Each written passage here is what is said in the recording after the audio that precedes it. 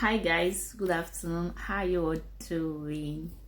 Because for me, I am very cool. So I have a topic to talk about today. This topic is basically for those people who are ready for marriage. I just want to give you guys a little tips you can look out for in the person you are planning to get married to.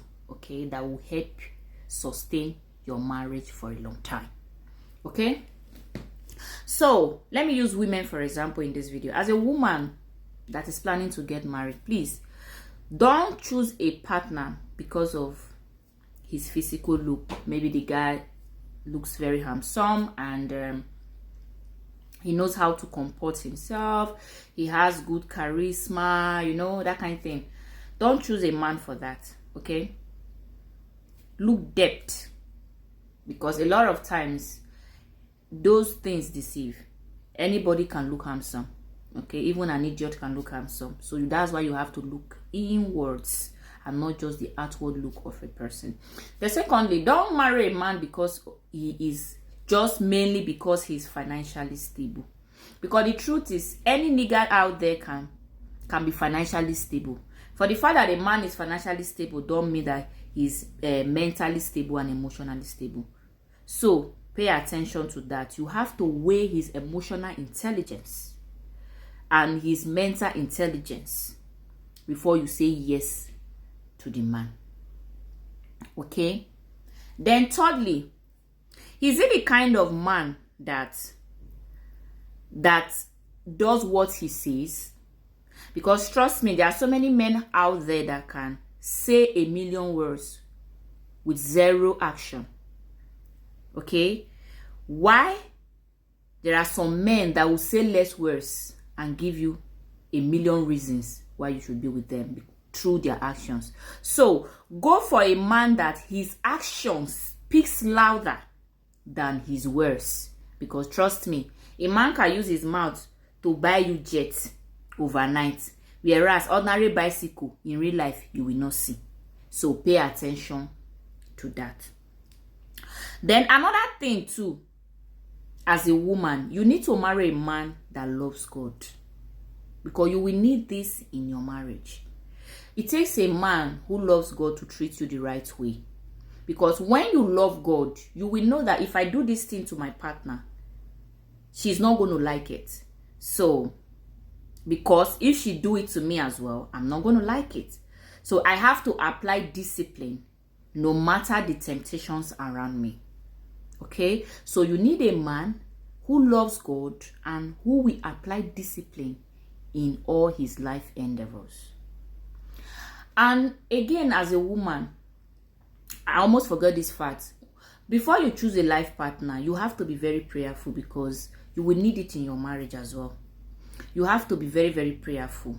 Okay, don't underestimate the powers of prayers. I don't know how I can emphasize this for you to understand. Okay, you have to pray to God to give you signs to know if this person is really the person you are supposed to get married to. That if this person is not the right person, he should act a certain kind of way to prove himself that he is not the kind of person. Or God should show it to you through dreams or any way he can show it to you. And if he is the right person, God should make him take the right actions. Like, pray for your own kind of sign that will make you know that if he's the right person or the wrong person. And trust me, you will receive those signs. So be prayerful, because you will need it in your marriage. Marriage is not that rosy. And trust me, there comes a point when you will need those prayers to sustain your marriage. And this brings us to another point. Marry a man who is ready to be your prayer partner. Did you hear what I say? A man who is ready to be your prayer partner, not a man who will be a prayer point. Because our village people are there. We are banding against them. We are not finished banding them. You want to marry a man that you will be your prayer point. How can you survive in that kind of marriage? Because marriage is not rosy. Sometimes there comes temptations. This is where you need the man as a prayer partner. Because they say a family that prays together stays together. So marry a man who will be your prayer partner, not a man that will be your prayer point. Another thing, how does he resolve conflicts? When he has issues with you, how does he resolve it? Is he the kind of man that then when he has issues with you, he will start beating you up? Or is he the kind of man that when he has issues with you, he will start ignoring you, start calling other women, start going out with friends to club and all those things, sleeping with other women because he has issues with you? Or is he the kind of man that when he has issues with you, he looks for a way to resolve it amicably so that the family will move forward? Pay attention to that. Another thing, is he a man that is ready to take responsibility? Because this is very important in marriages. See, you have to be sure if this man is ready to take responsibility, because a lot of niggas out there today are not ready for responsibility. Many of them are ready to have kids, but they are not ready to take responsibility. And if a man is bringing this 50-50 responsibility to your table, it's already a red flag that that man is afraid of responsibility. You have to run before it's too late. You have to support your husband financially to move the family, but trust me, it's not a 50-50 deal. When a man starts telling you that is a 50-50 deal, my dear, carry your shoe and walk away. He's not the right man for you. That is one. Another thing, is he a man that puts his job before any other thing in his life? Because I have seen men that they value their job more than their family, more than any other person in this world, more than their children. That if letting go of a particular kind of job will make the family be in peace, they are ready to destroy that family to protect the job. Is he a man that puts his family first before any other thing and is ready to let go of some important things if that is what will make his marriage and his family happy? Is he ready to take that risk? Is he that kind of man? So pay attention to that, because these things are going to help you in your marriage. Another thing, is he a man that sees you as a teammate, sees you as someone he can build with?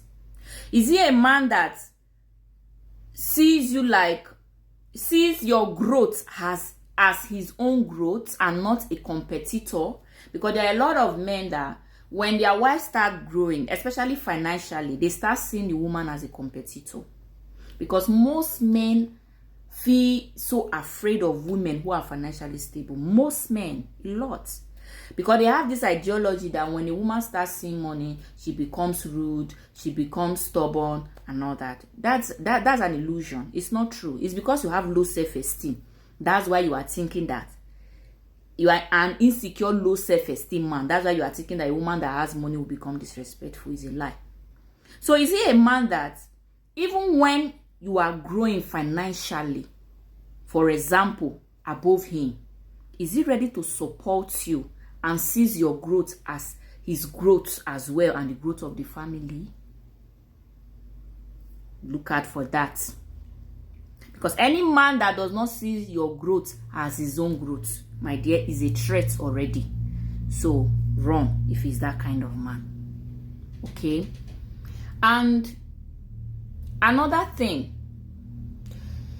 if for example you have issues with him and it has to involve family, for example, does he protect you in the presence of his family? Or he's the kind of man that will sell you out to his family for them to destroy you? Does he protect you before his family? That's the right word I've been looking for. Does he protect you before his family? Because a man that loves you will protect you before his family, not to crucify you in the presence of his family. So I just said let me give you these few tips, because there are a lot of other things you have to look out for. Okay, but try to discuss with these men so that you can know their emotional intelligence and their mental capacity before you say yes to this man. Because if you ignore these things I'm telling you, these are the same thing that will throw your load out of the marriage. Look beyond physical looks. Look for someone who see you as their teammate.